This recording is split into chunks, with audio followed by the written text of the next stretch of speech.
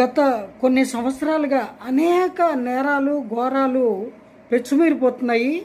వాటిని వార్తల ద్వారా తెలుసుకొని సహజ సగటు మానవులందరూ కూడా మానసికంగా చాలా ఆందోళన చెందుతున్నారు.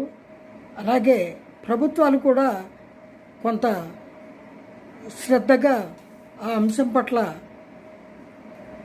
తీసుకోవాల్సిన చర్యలు తీసుకుంటూనే ఉన్నారు.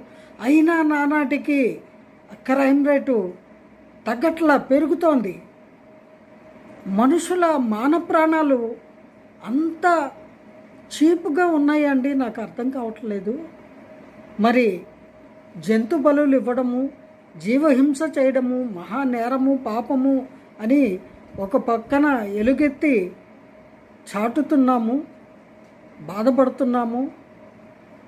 మరో పక్కన మనుషులే ఇలాగా చంపడాలు, మాన ప్రాణాలు దోచుకోవడాలు ఏమిటి ఈ దుర్గతి? దీనికి ఎక్కడ అడ్డు అప్పు ఉండదా? ఇలా అయితే మానవ జాతికి అధోగతి చాలా తీవ్ర స్థాయిలో మొదలైంది అని గ్రహించవలసిన సమయం వచ్చింది అనుకుంటున్నాను. జై గురుదేవ.